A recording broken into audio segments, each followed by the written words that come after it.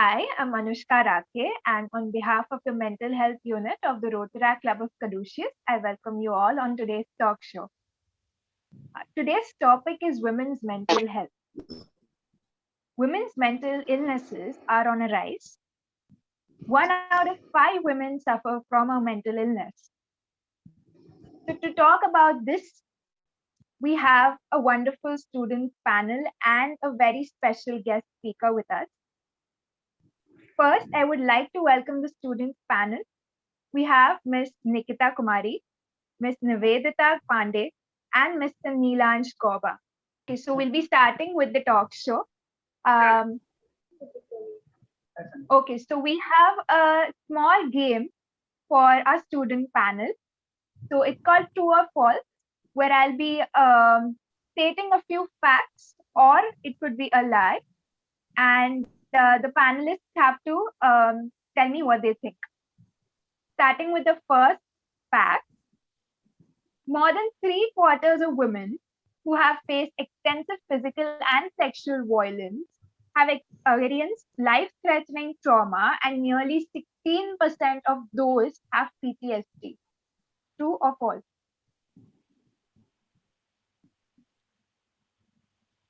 I think it's absolutely true.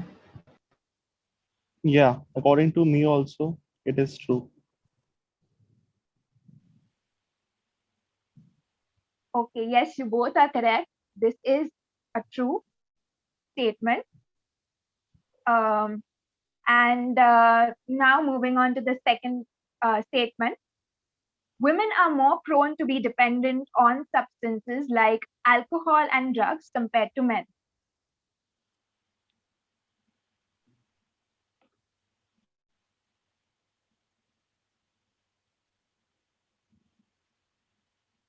See, it's true in case where women are less confident and they tend to choose alcohol and substances use as an emotional outlet maybe, and so yeah, in that case, this is true, in my point of view. I think it's false. Okay. I think it's false too. Why? Because there are some societies where women are not even allowed to go out of their home. So how will they how are they able to buy alcohol and drug stuff? So people who are progressive, women who are progressive, who are independent, they might drink alcohol, but people who are not, or the women who are not, they might not. Exactly, it depends on the scenario and particular situation, as I said. Okay, so but as per the facts that we know and the statistics, men are more dependent on substance abuse compared to women. So you are correct. Okay, and lastly, over 1/3 of women who have faced extensive violence have attempted suicide. True or false? Yeah, that is true.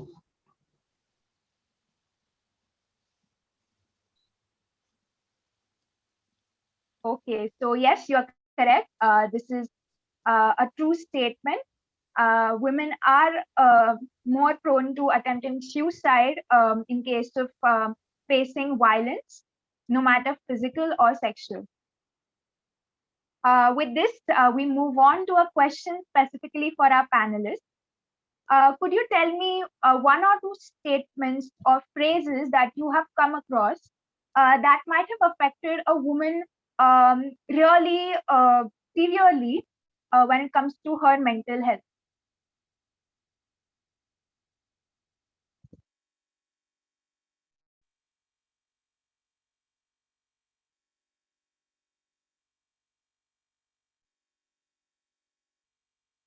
Am I audible?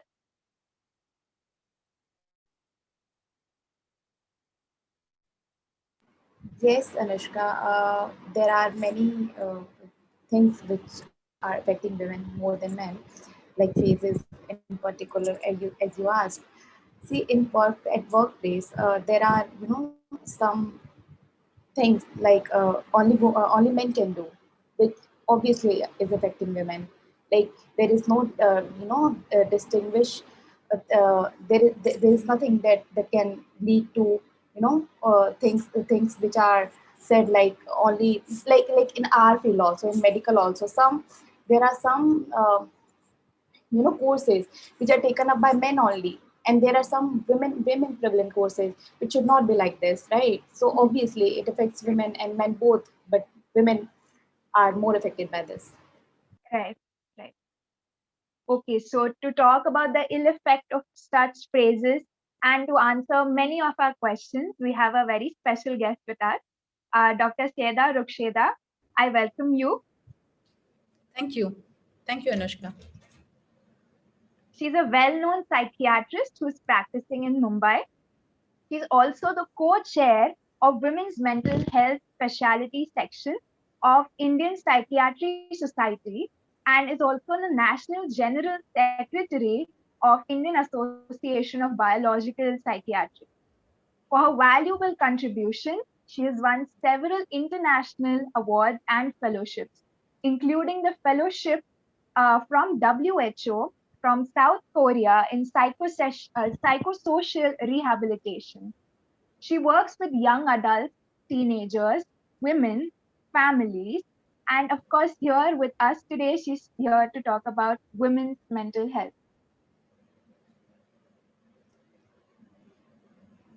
Thank you, Anushka. Okay, so I think let's start with a question.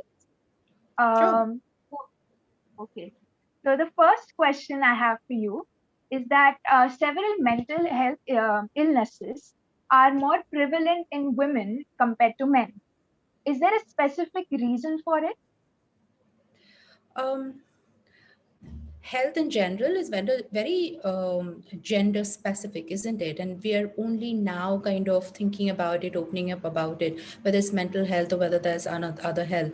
Even now, when we're reading our textbooks, when we're talking about health, it's usually about men, and then there'll be like a small note in the side that okay, how it may or may not impact women. As far as because of these kind of like centuries based biases, we do see women, the gender, universally, not just in developing countries or in our country for that matter.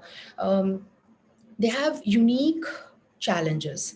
There's social challenges, economic challenges, educational challenges, basic human right challenges. So what happens is that when you are faced with any kind of stress, whether that's prolonged stress, whether that's acute stress, it impacts your epigenetics, isn't it? So even if I am born with certain amount of genetics, but because of my excessive and extra constant source of stress, that's going to change my epigenetics, which is then going to result in an outcome that is not favorable from a health perspective, including mental health perspective. So we do see common mental illnesses like depression and anxiety more in women than in men.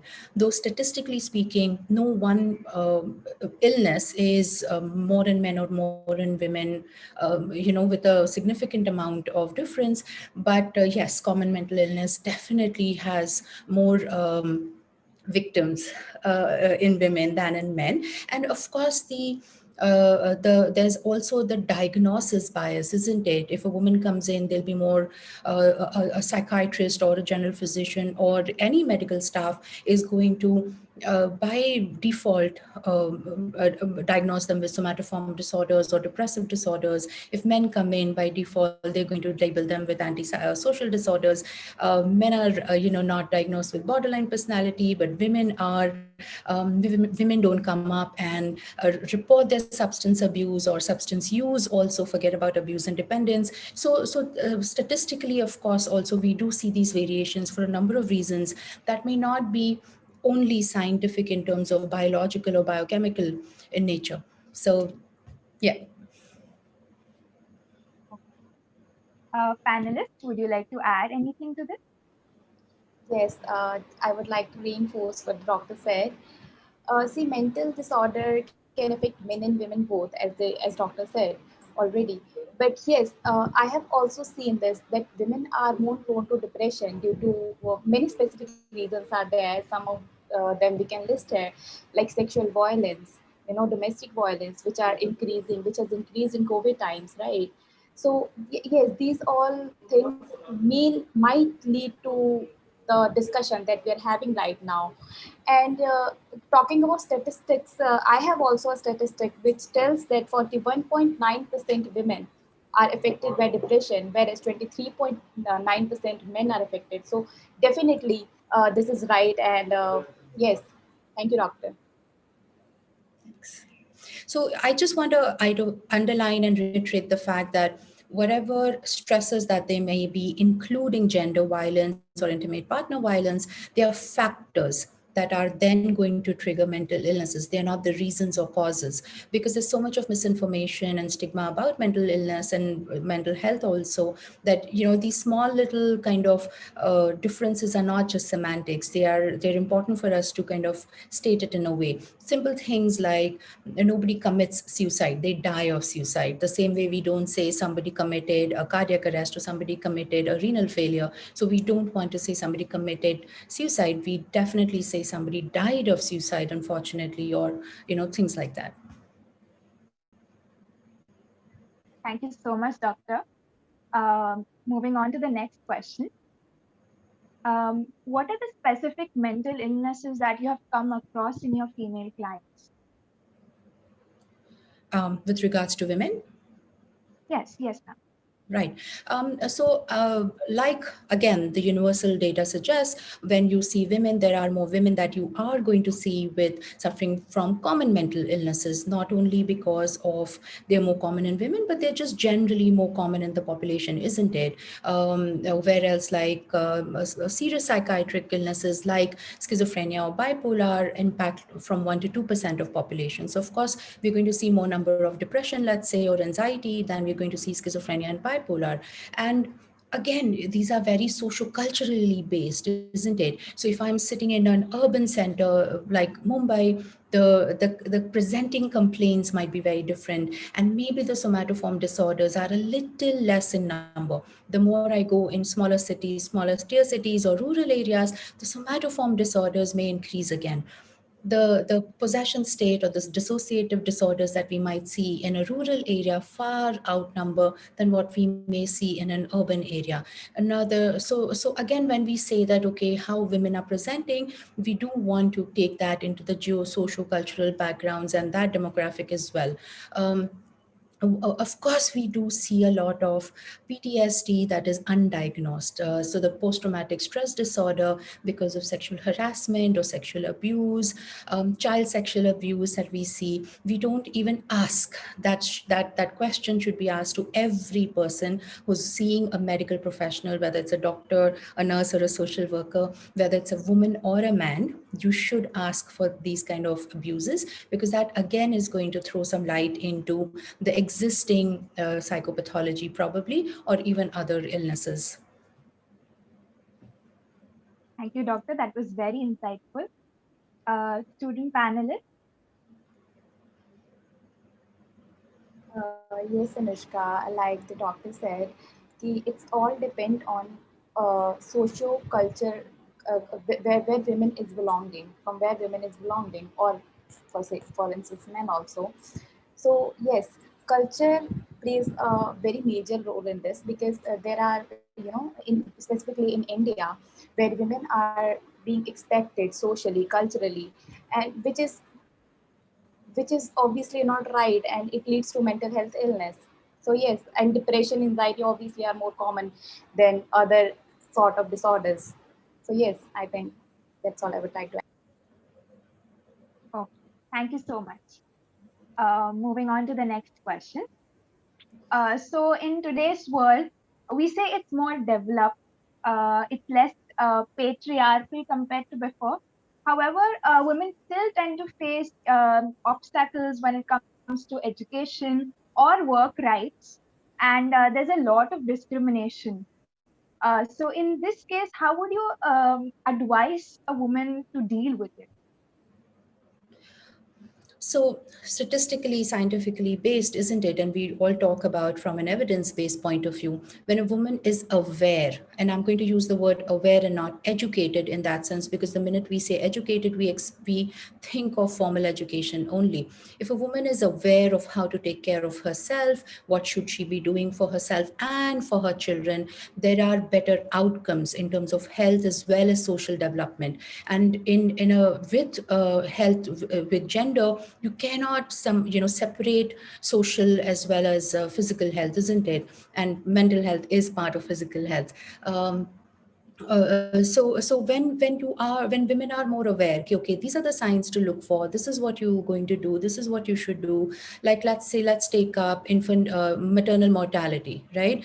The maternal mortality rate has come down in India, thankfully, not so much because of the progress of science as much, or the availability of in medical infrastructure, but to a large extent due to just the information that a woman has, that, oh, anemia can happen, these are the natural sources of dietary food that you can take your iron supplements, take your calcium supplements. So when they're aware of what to do to take care of themselves, they're very good at taking care of themselves.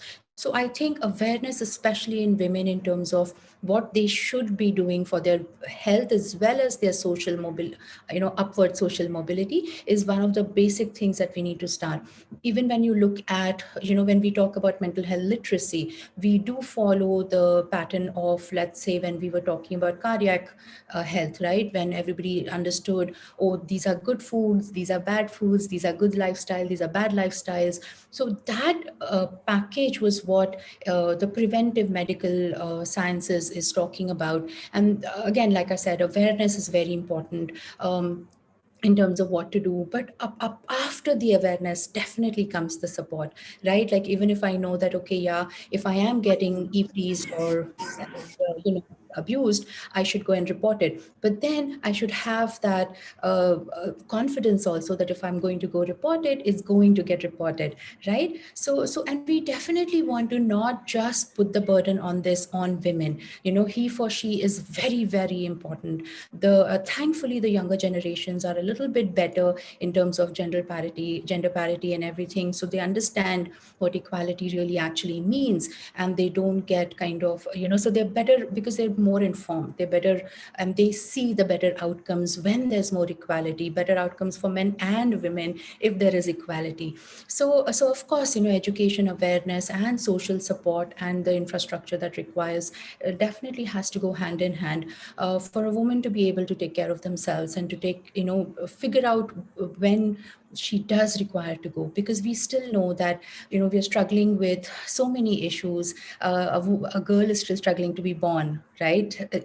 In places in India and also everywhere else. A girl is still struggling to be fed the same way a boy would be fed. A girl is struggling to get vaccinated the same way a boy would be vaccinated. We know for a fact that if a boy child has fever, they will probably reach the doctor within 18 hours.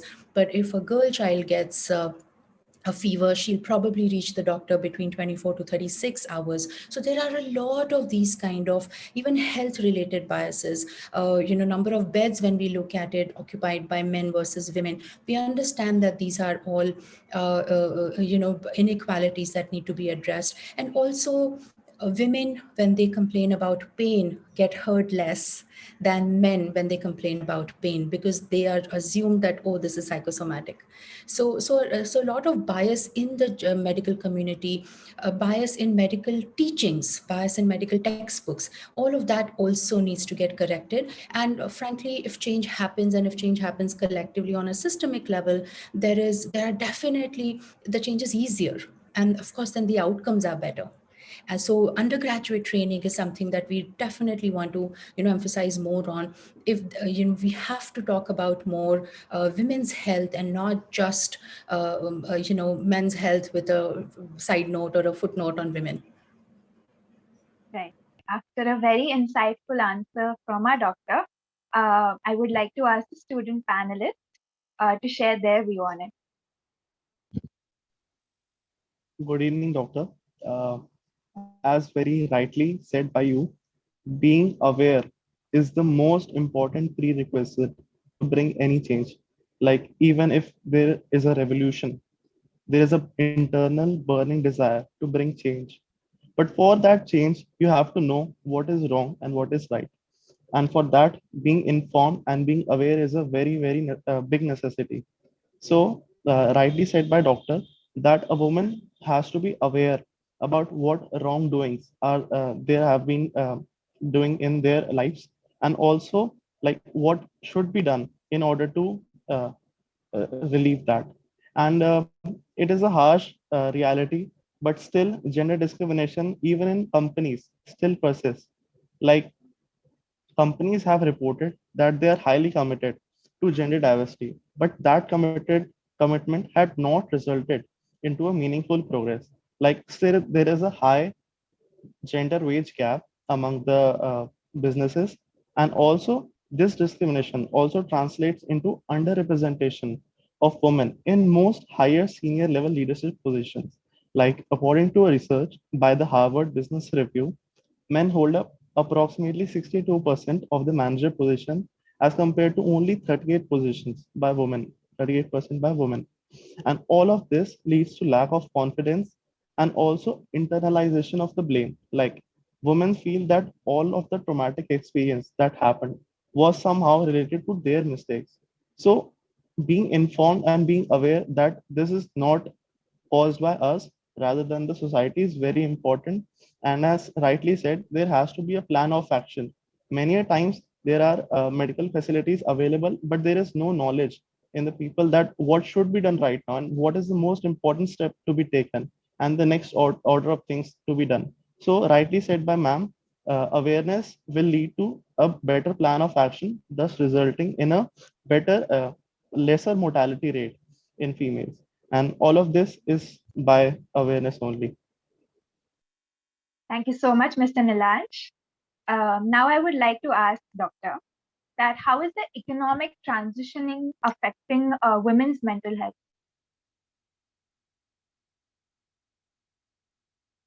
Excuse me, Doctor, you are on mute. So what we know is that a woman has, I'm going to talk about health only here, right? We know that if a woman has any kind of illness, she'll probably reach a general physician level. Whereas if a man has any kind of problem, he's going to reach a consultant level, isn't it? So that also definitely goes with, we know that that's because of the economic underpinnings. Even if there are two income households where the woman is also bringing in some amount of or equal or even more amount of money into the household, she still does not have even the right to use it for however in which way she finds it beneficial. um, Also because for some reason the women themselves are also not confident that they would make sensible or safe or even profitable financial decisions because they've been raised in a certain manner, isn't it?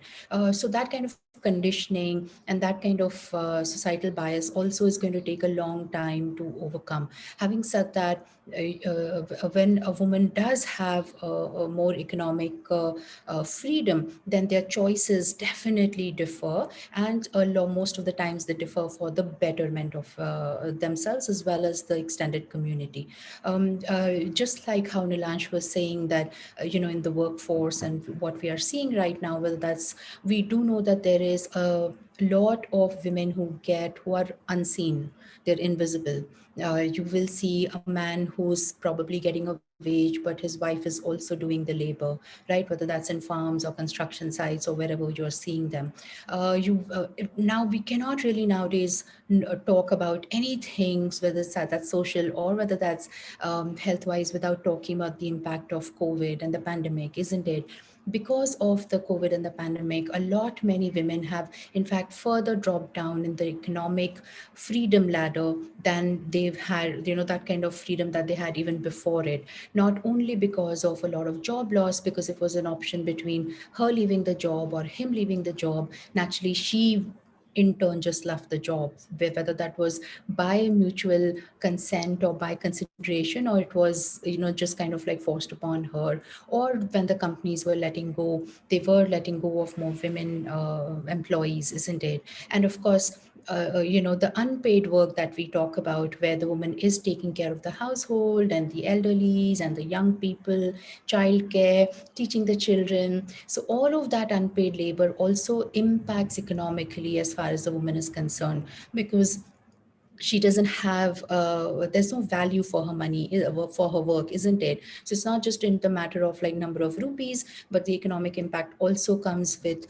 like I said, a, she's invisible in herself, and b, her work is invisible as well. So that's going to impact her decisions. Another reason that we know that lack of access, or getting to go to the doctor, comes from the fact that if a woman has to go see a doctor, she has to first see to it that the household chores are done, or the child is taken care of, the elderly child is taken care of, and only then she's going to have to remove that time to go and see a physician or a specialist.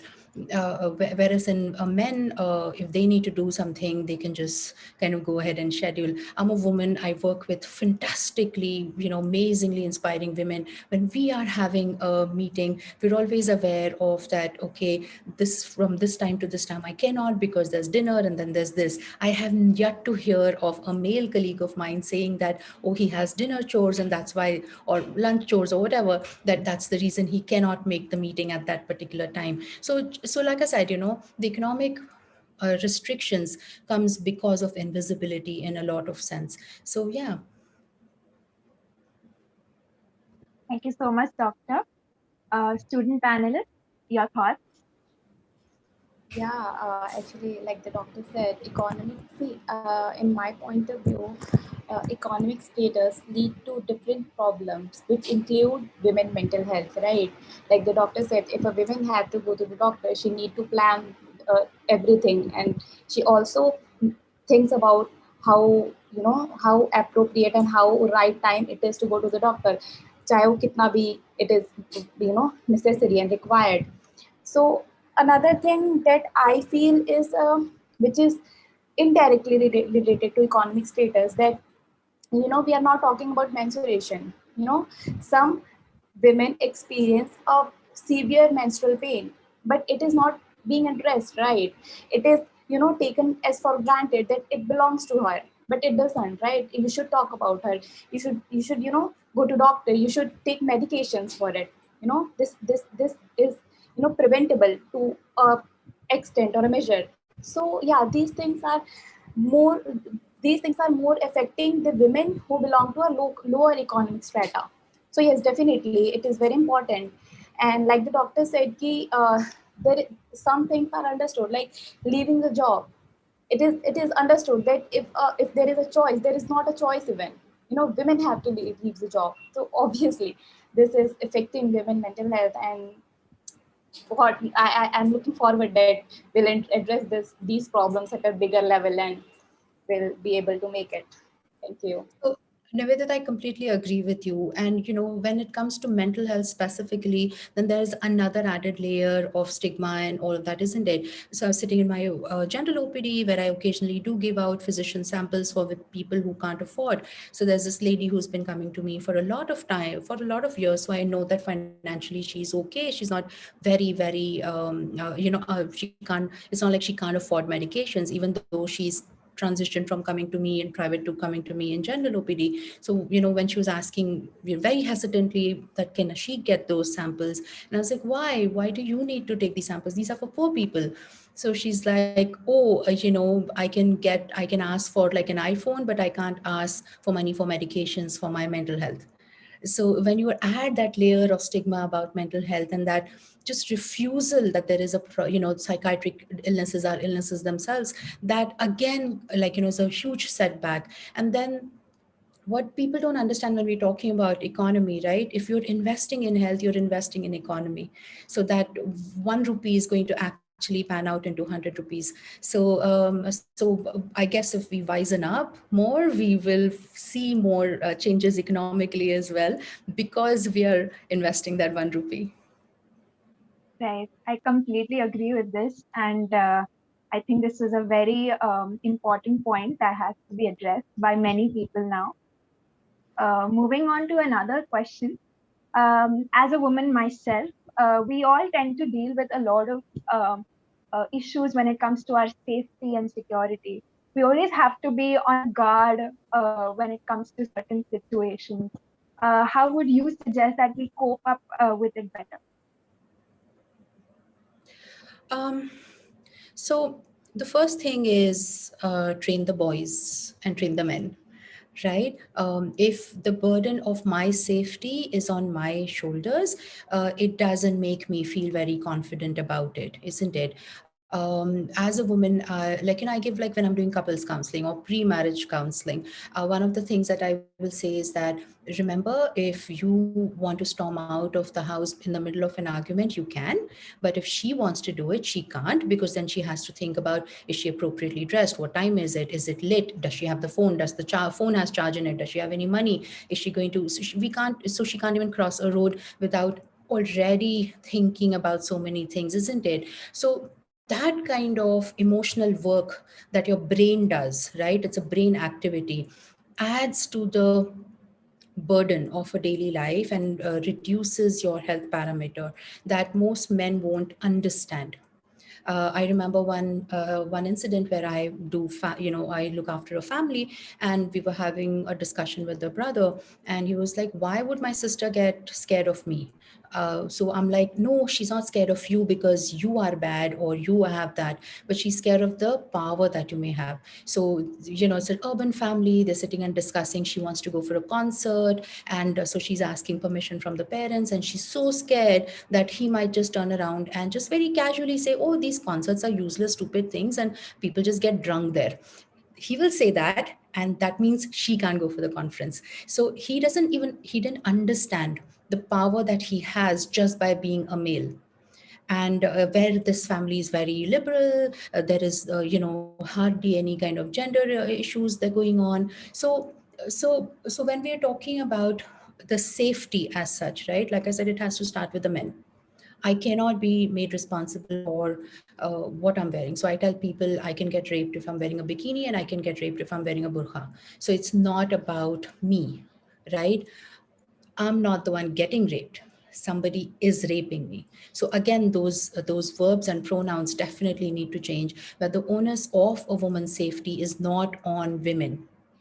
The onus has to be on the society in general and men in specific. Even though men may have also been, like we know, child sexual abuse, right? 1 in 5 girls and 1 in 7 boys have been abused. So I'm not saying that boys or men have not been abused, but they don't grow up with a sense of insecurity that a woman has, because it kind of keeps underlining and keeps reiterating. So even when you have an argument, oh, why do we need a women ladies special train? We do it because of reality.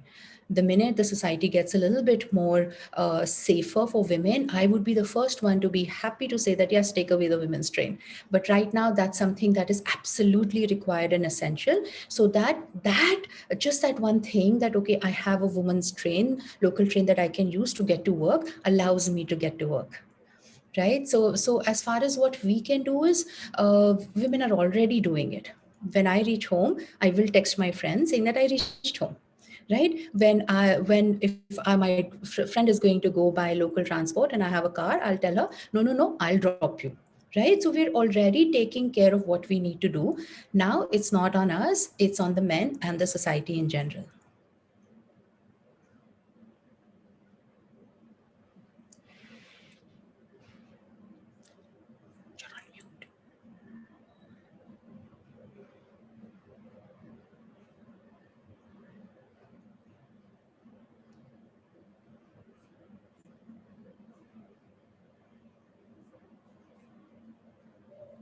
Miss Anushka, you are on mute. We can't hear you. Oh, I'm so sorry. Uh, okay, thank you so much, doctor, for this answer. It really solves a lot of mental, insecurity issues when it comes to safety for me. And now I would like to ask student panelists to share their views. Ma'am, as rightly said by you, being male has certain benefits, and what women have to face can be expressed like, if there's a simple decision for to go out for a walk by a woman, certain no many factors have been be thought about before going out, like what should be the time, what should be the dress, is there too many crowd out there, like there's too much emotional trauma and thinking that have to be put into that thought. And I would like to share a story about a girl named Vaishnavi. uh, so Vaishnavi moved into a relative's place when she was going to college, because that was a closer commute. And however little did she realize that a male relative who lived in the same house was secretly molesting her. He used to be noticeably touchy throughout the day when he needed something that was kept near her, or just generally. She did not open about it to anyone, and she returned to home. But that was not end of it. That was not end of it. That these things kept happening in certain other areas. So it can be said from this that it is clear it is not about the women. It is about the mentality of males that cause these kind of things. And all these types of sexual abuse can lead to mental health issues. But when it is perpetrated by someone from the family, the consequences cage the victim with problems that become extremely hard to battle. I And this definitely is agree one with this. story that Nilancha said. I would like to add, this is very common. This is very sad, but this is very common that women are getting molested at their homes. Like this is Yes. one of the many stories. We didn't even get to hear about the other stories. Correct, So, correct. unfortunately, we know universally the sexual abuse that happens is more from relatives or known people or trusted people, whether that's for boys or for girls. And even when women grow up and they're old, like they're women and not little girls anymore, they are generally abused. There's higher rate of date rapes, and there are higher rates of intimate partner violence, whether that's physical or sexual, than with random strangers. So stranger danger was what something that we were taught, like we knew about when we were young, but that no longer applies. We don't say that to our children. We don't say stranger danger. And what we need to understand by security is that every person is going to tell their child, if you feel that you're lost or if you feel that somebody is bothering you, look for a woman. Go tell that auntie what's happening, right? Ask from a, look for a woman to help you. So when we're talking about security, frankly, apparently women make everybody feel more secure. So I think it's now everybody else's turn to make us feel secure, isn't it? Definitely, definitely. Um, okay, so moving on to the next question. So we know that about 60% of the population of India resides in the rural area. Now, when it comes to mental health, there are a lot of superstitions that are involved, especially when it comes to women. Their mental illnesses are more disregarded compared to any urban area. So, what are your views on this? Uh, we do have a lack of uniformity as far as health resources are concerned throughout our country, whether those are human resources, infrastructure resources, medication resources, or even other support resources. As far as women concerned, frankly speaking, some statistics and it varies from state to state in our country, where in a rural area, health is kind, and mental health also is kind of like addressed pretty quickly, because it's about survival, right? So if I am so depressed I can't get out of bed that day, I can't earn a living, that means my family starving that day. So a lot of the times, in fact, it's easier in a rural area to kind of access, like take help, because they're not even going to question that. uh, Sorry. So they're not even going to question that, and they are going to just go. They might not understand what mental health is. They're just going to go see the doctor and say fix it, and they might be in fact better at taking help if help is available. We do see a lot of superstitious based, religious based, spiritual based, like faith healing based approach first towards mental health. So when we talk about pathway leading to mental health, most of the times you will see that they first already, even in an urban setup, that they first already gone to a faith healer, then they've probably landed up with you. Whether that, but unfortunately in rural areas, that gap from first visiting the faith healer and then going to a doctor is longer, and in urban areas it's probably shorter. But that's again very socio-culturally based. Also, if, like I said, most rural places, you will see, not just because of lack of human resources, but my colleagues who are working in, smaller taluka levels, district levels, will see more patients in a day than I will see probably in a week. So yes, we do want to increase that infrastructure there, resources there, because I think, in fact, that's where our success is going to come from, because they are a little bit more pragmatic about health, and if something's wrong, fixing it. Of course, lack of education is also another problem. But when we do have these community workers who are going to, voluntarily spread the awareness, they're pretty quick to take up on it, because again, like I said, they need to be practical about their daily lives. Right. Thank you so much for this answer, Doctor. I would like to request the student panelists to share their thoughts on it. Yes, the doctor rightly said that because of lack of the resources, we are facing so many superstitious problem in rural area related to mental health, especially of women. And I would like to suggest some ideas through which we can get rid of all this.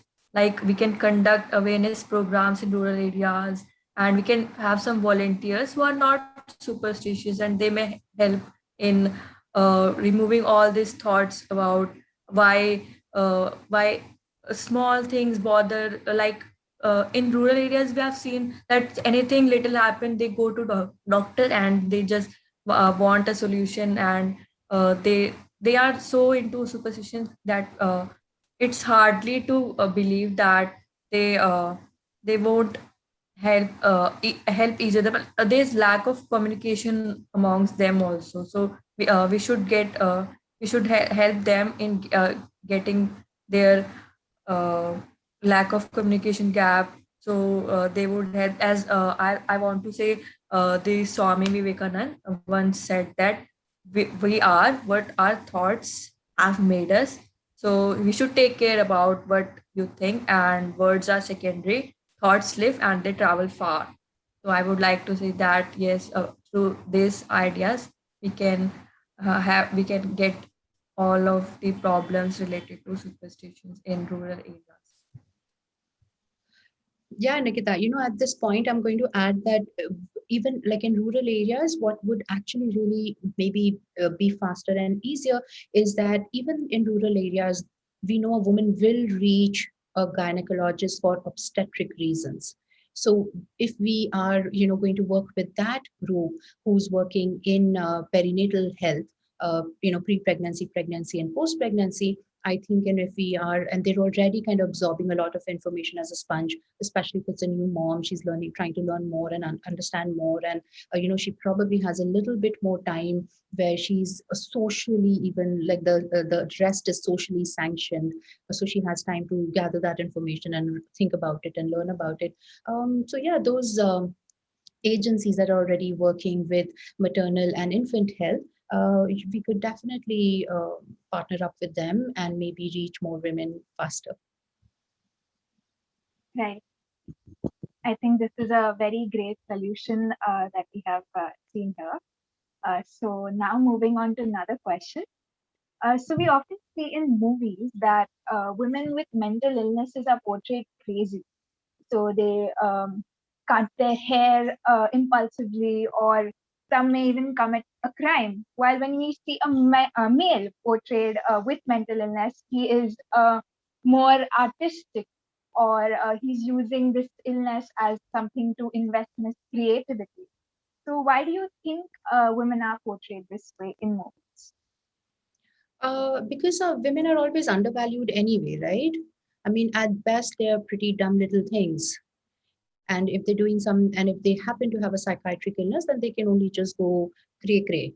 And men, because they're naturally superior beings, if they happen to have a psychiatric illness, will still use it very ingenuously and creatively and all of that. So that definitely goes against, again, with the bias, right? Where how we even talk about women, how we talk about relationships, how we talk about the premenstrual dysphoric disorder, how we talk about postpartum depression and psychosis, how we talk about how period leave is a controversy, how maternal leave was something that we had to fight for, how paternity leave is supposed to be mocked at.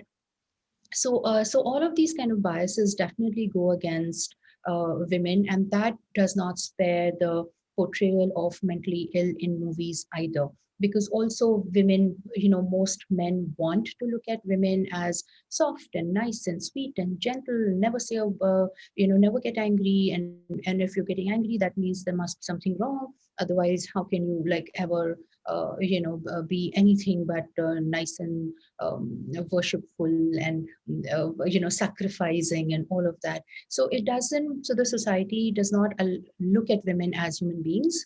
We are either looking as something inferior, or we've raised them on a pedestal which is unrealistic, and we are pictures of sacrifice, and like I said, in that way. So and these biases, when, because cinema or art imitates life, but then later life starts imitating art. So what I see on television and movies, or on my screen, on my smartphones nowadays, somewhere the distinction between real and fiction gets blurred. So I will also then start assuming this is what it is. That's why there's so much of struggle in terms of how to, from a suicide prevention point of view, how are you depicting suicide? How are you depicting sexual violence? We should do this, don't do that. So there are definite guidelines that media of all kinds are supposed to follow, specifically because these are social as well as medical issues. So if we do, what I will ask every one of y'all, because what we do as a WhatsApp forward is also media. When you see a gender joke, stand up. All you have to say is that, hey, that's not cool. That's it. That's all you do. Don't even go further in that conversation if you don't think you have the bandwidth to deal with it. But call it out, right? Because just the other day, a medical colleague of mine shared a joke on Facebook saying that the judge asked that man that, do you not know if a woman is driving, you should have been walking at the far end of the pavement? And the man says that, sir, main to park mein jogging kar raha tha. That's such a discriminative kind of joke. And there were so many laughs and there were so many things. And how misogynistic are you? And how much are you dumbing down women as a gender? And I'm so sick and tired of hearing things like, oh, I have a wife, I have a mother, I have a daughter, I have a sister. Why can't you see a person as a person? Why does it have to be with reference to context to you? Why does it have to be about your relations? Who died and made you the king of the universe, right? So when we talk about media, it's not just about movies. Of course, movies in India are a religion, so they have more of an influence. But all of us have an influence now. We're all content creators, so we need to be mindful of that mental health that we are kind of like, or the health information that we are sharing, definitely, isn't it? And at the end of it, I am going to say that I always say there is no health for anyone. There is no health without women's mental health. If when I'm pregnant and if I'm subjected to a lot of stress and trauma, that's going to impact the genetics of the child that I have in my womb. When the child grows up, they already have a disadvantage. And if then when the child is younger, the early childhood experiences, those epigenetic changes are far more consequential. So if the mother is not okay, then naturally the child rearing is also going to get impacted, further damaging the epigenetics of that child. That child could be a male or a female. So at the end of, so we want to make sure that we know that, okay, no health without women's mental health. A lot of times people do kind of say that, oh, that's so controversial. How can you say it? That's such a blanket statement. And I'm like, no, till the time things don't change, I'm going to stick with this. So with that, I think, I'm going to hand it over to Anushka, because I do go on and on, isn't it? Doctor, that was very informative. I think I mean, we really enjoyed listening to you. We learned so many things today. And on this, I would like to ask the student panelists to share their view. Yes, I would want to say that in movies, women are described as beautiful and also in trouble. Well, the depiction of women with mental illness are really stereotypical, and they are riddled with tropes like alcoholism, substance abuse, weakness, promiscuity, which vilify and victimize the female character rather than presenting her in an empathetic, sensitive light. Well, these failures may be due to personal goals or relationships. This really only reinforce stigma and negative perception, making social acceptance of the illness and seeking assistance to cope up with more difficult. Like I don't know, you all have seen the movie Fashion, which in which Priyanka Chopra was playing the role of Meghna, and her career and her relationship was the only reason of her depression. So yeah, I think that in movies they try to show that women are so so in dominated by all this society, and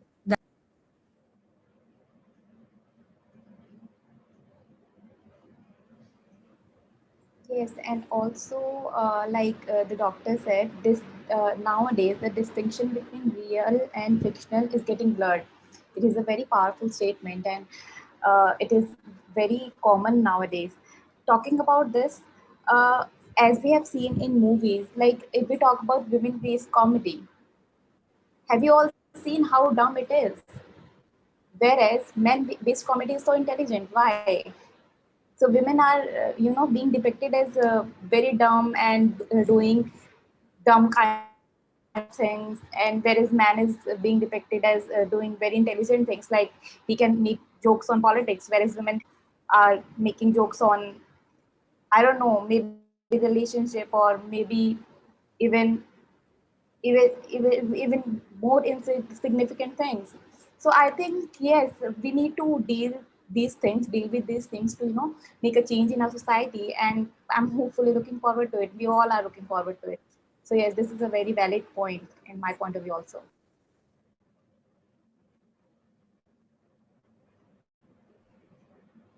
Yes, doctor, your opinion on this? Uh, I think so. I'm going to appeal to everybody's own self obsessed and self, uh, you know, progress, and think about, if I'm going to put out something out there, how is it going to age? Whether that's a tweet, whether that's a picture, whether that's a joke, whether that's a movie or that's a song. If it's not going to age well, Kevin Hart had to withdraw from hosting the Oscars because of a homophobic tweet from 10 years ago. And 10 years ago, that was probably socially okay to do, right? So I'm going to say, just be smart about yourself. Why would you want to be on the bad side of history? That's going to come back and bite, because we have electronic footprints, isn't it? So all young people, you guys have, like, the generation Z and the millennials also, you all have your pictures on the internet even before you all were born. I'm sure a lot of your parents have shared the USG picture and put it on Facebook or somewhere also, or somewhere else or the other. So be aware of your own electronic footprints. Be very aware of your what kind of cyber wellness community are you creating. What is your digital diet and what is your digital nutrition? So if you're just going to be, if just like in mental health, and when I would talk about individual sessions, I'm going to talk about what can you do. So, therapy, mental health is all about self empowerment. Taking care of health is all about self empowerment. My vaccination for coronavirus is all about self empowerment. So, if I'm going to think about what can I do, what am I doing? and I don't really focus on everybody else, then it's not only just easier for me to do the right thing, let go of the peer pressure, but also that it reduces my negativity on a daily basis. So even if there are 10 naysayers in front of me, but if I'm just focusing on what I think is right and I want to go ahead and do it, not in a selfish manner, but in a nice, humane, do no harm kind of manner, then I think, that's what it is, isn't it? One person at a time, one step at a time, whether we're talking about the environmental impact and climate change, or, me wearing my mask when I'm going out in COVID, or whether I'm talking about putting out content that might be, again, increasing the bias against women, because any inequality is going to come back and bite me in the face, isn't it? If I'm going to say that I'm going to stand up for only one inequality and not for the other, I don't really have the understanding. I'm not suggesting that everybody has to be an activist about everything. That's not my point at all. My point is, when men understand that the patriarchal way of living, the gender roles that all of us have been slotted in, when they start realizing that's actually not benefiting them as much as they thought it was benefiting them, that's when we will see real change, whether that's gender bias in socio-political areas or medical arenas. And of course, then, like I said, art is going to follow life, and life is going to then imitate art. That's a very powerful message, Doctor. On this note, I would like to end today's talk show. I thank you so much for taking time out of your busy schedule and joining us today. I would also like to thank our student panelists and your experiences and the little stories that you shared were so insightful. And I really learned so much myself today on this talk show. So thank you so much once again. Thank you. Thank you, My Doctor. pleasure. Thank you, Anushka. Best of luck for all of you guys Thank out you, there.